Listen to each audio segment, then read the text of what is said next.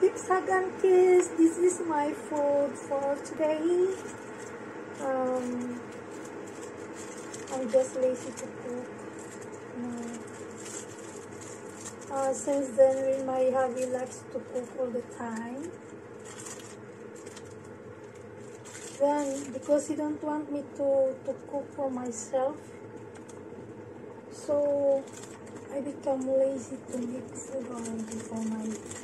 So just ready made. And then our espresso coffee machine is broken, so I'm gonna make something like this, the basic way. So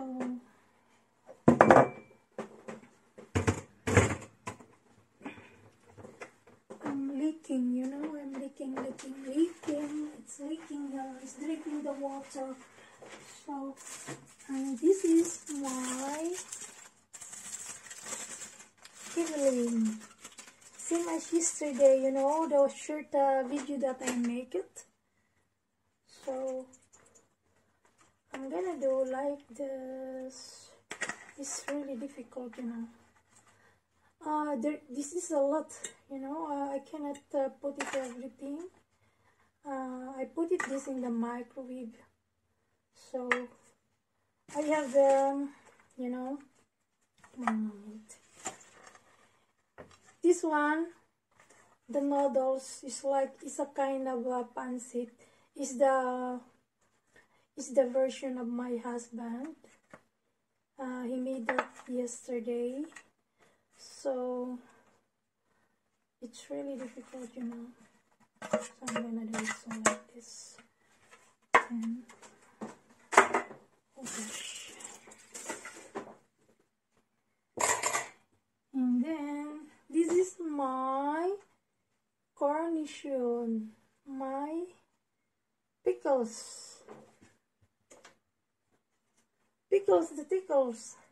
So, and hindi mawawala itong ginger. So now, legit. So, see you later, alligator. So this is my dinner today. Boom, boom, boom. Ang dami, ano.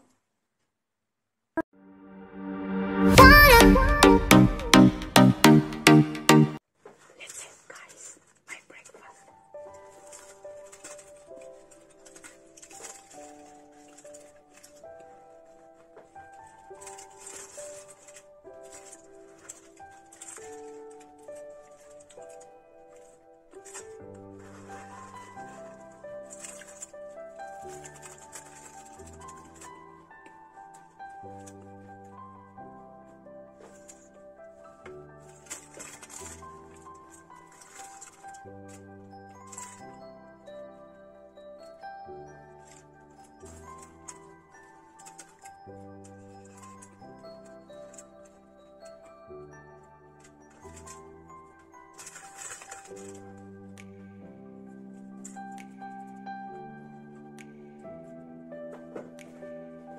Normally,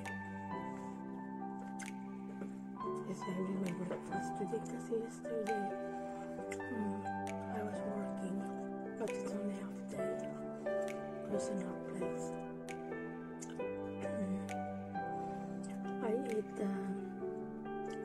I was eating my meal for the evening very soon. I only eat at 3 o'clock in the afternoon. That's already my dinner. So after all, I'm not having my any dessert anymore because it was a little bit mini my meal for dinner. And I didn't even eat anymore something like snacks at the time. My hubby was asking, so I'm just only laying on the sofa watching TV because I was watching something like kind of military movie, and it was very nice. So I was was enjoying watching that until when I was finished, I falling asleep.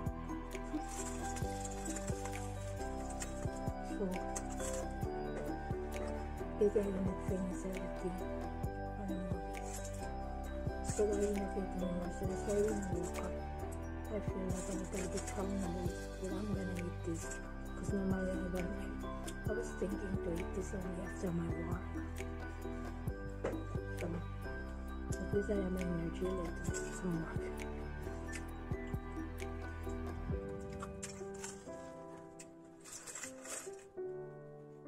So I'm gonna bring this energy drink to my work. Plus 1 bottle of water. But today I'm only working for about 4 hours only. It's a couple. They are lesbian, tomboy, you know.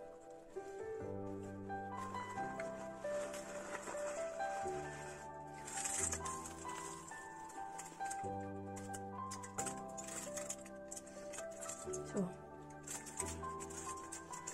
kailangan natin guys work ng as a like a normal work. Even just cleaning lady, you know, it's a big help, you know. At dito, malalaki mga asawa ng mga naglilinis ng mga bahay.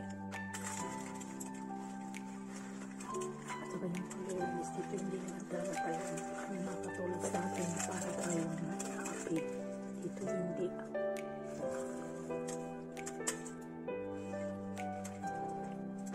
Parang social. So, pagka-cleaning natin dito. Kasi hindi naman lahat natin nilinisan mo yung buong bahay. Kasi yung windows iba. Yung lunch iba. Ikaw cleaning lang. Kaya pag ako hindi ako nilagpit ng mga yung pinagkalatan ng mga hamok ko. Dating ko ng bahay, nila ang linis ng bahay. So, maintain mo lang yung bahay nila for the cleanliness, you know, like very proper, na walang messy.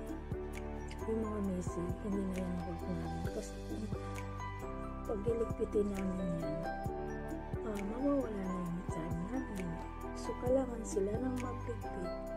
The only thing I will wish or do is just for cleaning and getting take away the dust, and then the vacuum, and then the mopping.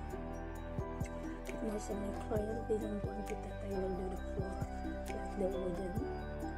Some of them they wanted to, but some of them didn't want it to. It's just only vacuum, and then the mopping is just only the floor, but this like concrete, like a tiles like that, but not with the wooden.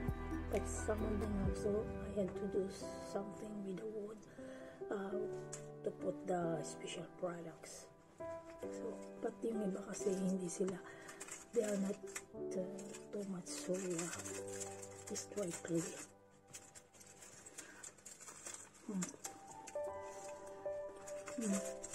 Only thing I like to my job because all my clients they really like me.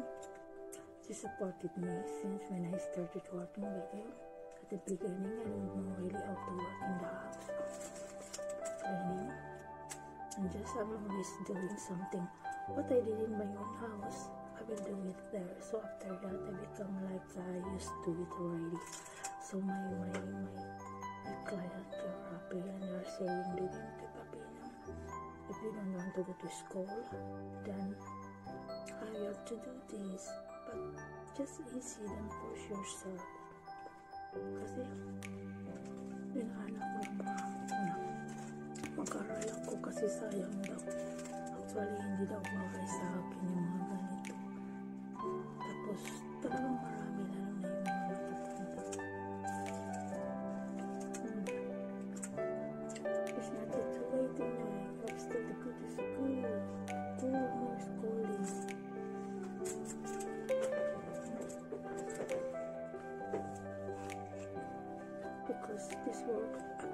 not fit for you. Ito na yung mga hamon ko.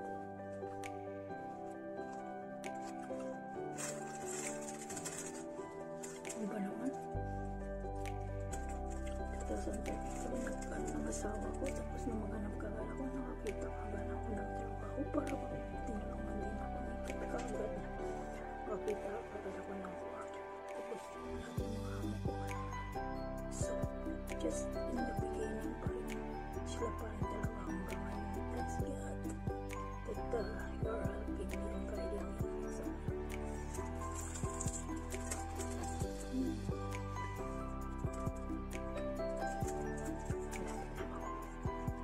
mabilis pa ako kasi nasabi ko natulog pa. Kasi hindi ako umupo sa lamisa. Kaya patikit siya.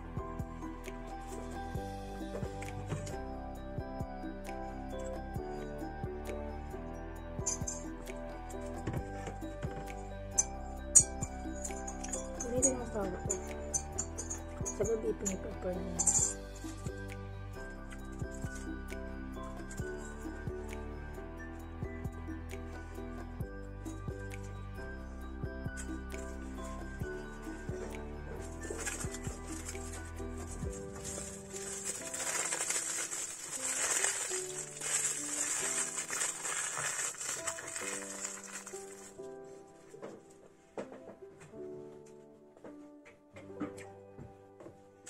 Ayan, snack ko. Mariread nyo na. Yung naked blueberry muffin. Yung choice siya. Yung para siyang yung bar cookie. Masarap siya kasi no sugar. So what pala siguro, this is good also for people who have sugar sickness, I think. Kasi all natural siya, 100% organic. No added sugar. So there is one I think that is with caramel, is also very tasty. Because I like too much caramel.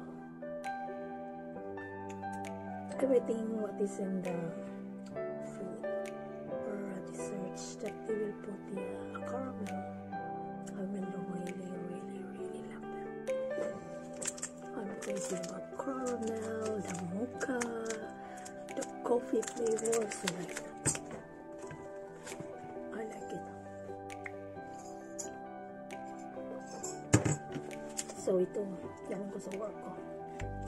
Dedicate and then the energy drink.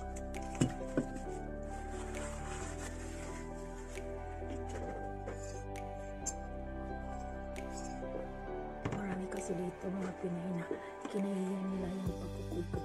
Saka paano mga Pinay nagsasalit. Sina, ang tiyaga mo talaga. Yung, kung sino pa yung mga pangit daw, hindi daw marunong maglinis at hindi daw matyaga maglinis at kinahiya daw yung maglinis ng bahay.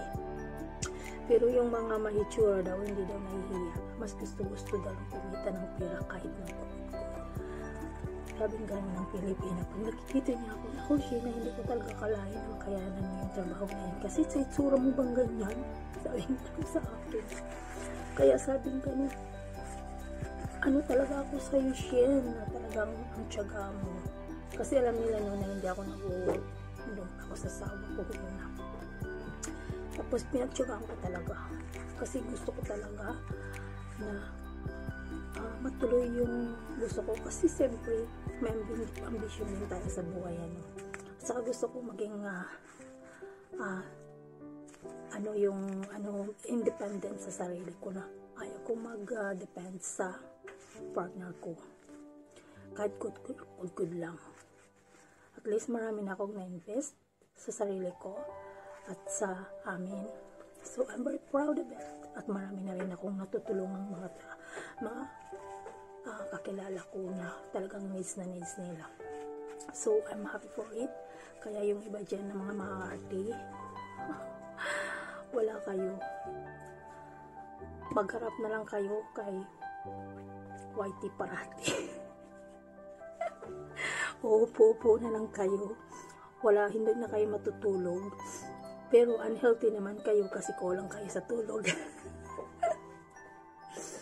Nasasayuhin nyo yun. Kasi sa akin, it's just like a hobby. So, hindi ko inaano itong paggawa-whitey ko kasi wala talaga akong time. Mas may time ako dito sa work ko kahit good. Kasi dito ako kumikita lang masyado. At dito ko kinukuha yung mga pangangailangan ko. It's very helpful for me this work. So, wala akong paki kahit maglinis ako ng kubeta. Kaya kayong mga maharti. So, problema niyo na yan. Kasi gusto niyo ng easy work. So, just do it. Diba?